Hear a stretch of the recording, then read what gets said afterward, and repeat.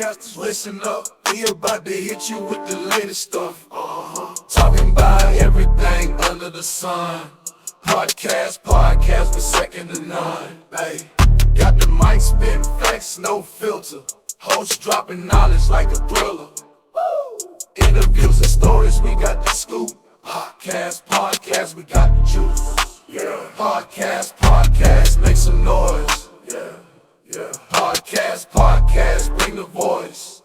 Podcast, internet's finest crew.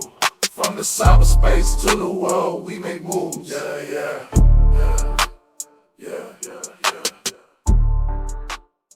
Welcome to Podcast. Thank you for joining us. This is your host, Lily Abernathy. This week's episode: Are you funnier than a fifth grader? Kill Tony regulars, David Lucas. A little background about our subject of the week. Hailing from Macon, Georgia, grandson of notorious drug lord Frank Lucas, David got his first taste of the entertainment industry performing in numerous stage plays at the Macon Little Theatre. David would make his debut to the greater public on the very well-respected and totally real 2006 MTV show Yo Mama, hosted by known sex pest Wilmer Valderrama. David would spend roughly the next decade honing his passion of comedy and taking the time to sculpt his mind and body after his idol, entertainment legend, Orson Welles. Eventually, Lucas would make his way to the incredibly popular live podcast Kill Tony, where anyone from homeless people to lonely billionaires to up-and-coming open micers can enter their name into a bucket for a chance to perform 1 minute of stand-up comedy in front of a live audience, followed by an interview from the night's rotation of guest co-hosts and main host, known Twink Tony Hinchcliffe, featuring several auditory disturbances distributed by the producer of the show, Brian Redban Reichel.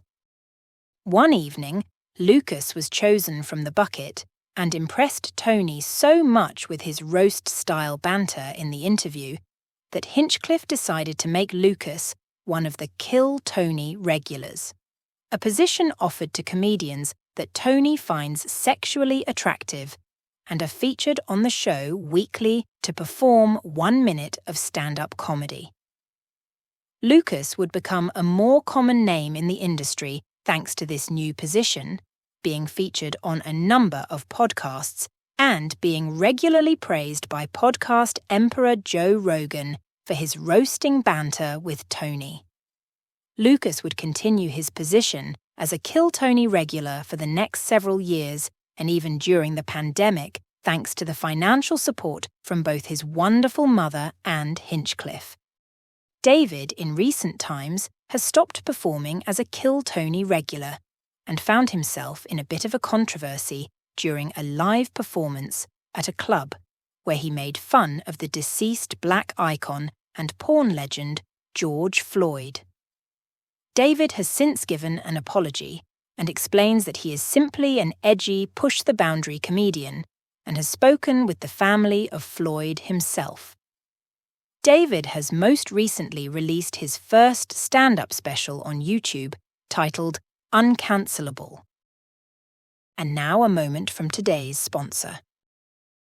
Feeling bland? Try Zyn, the flavor revolution. With tastes so wild they'll tango on your tongue, say adios to dull moments and hola to a sizzling sensation. Caution, highly addictive flavor fiesta ahead. Now back to podcast. Now, with background information covered, let's get on to the main query of today's podcast.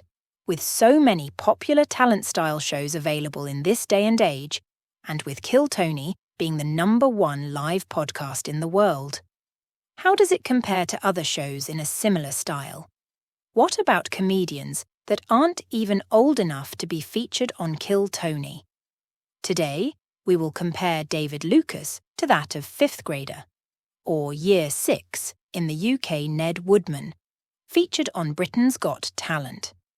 We chose Ned specifically because, much like David, he is also known for his roasting style of humour.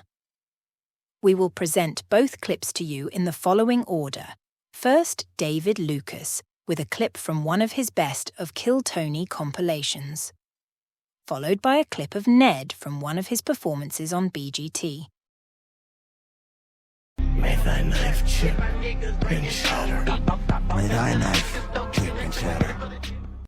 Tony, I heard you text your boyfriend before Kill Tony saying you can't wait to snuggle after. That's actually I fucked true. that That's joke why up. nobody laughed. We all know that one's true. I shouldn't have took them shots before I got up here. No, you're good. Shots of what? Insulin? You son of a bitch.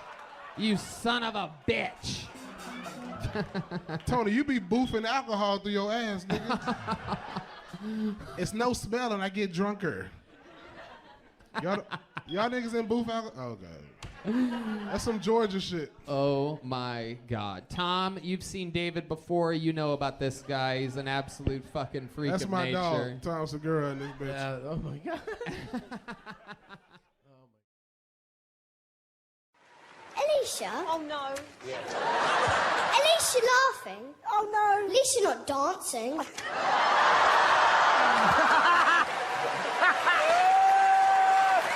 That was good. Simon. What's so? He reminds me a lot of my dad. He's a cross-dresser. He gets especially cross when he can't find his socks.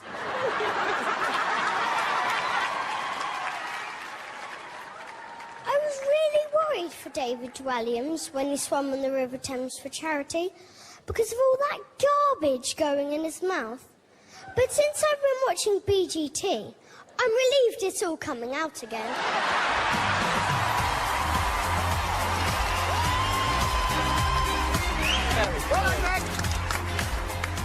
Ned, I loved the way that you took the mickey out of us. It was really quite savage. As you can hear, one of these comedians masterfully controlled the room, while the other simply left a very large and dark void. If you enjoy roast-style comedy, make sure to check out Dork Court on YouTube, hosted by Miguel Silva at Like Kool-Aid and Dr. Drew Flores at Rawtism69 on X, formerly Twitter. Don't forget to like, subscribe, and share the podcast. Follow us at Podcast the Pod on X, formerly Twitter. This has been Lily Abernathy, signing off.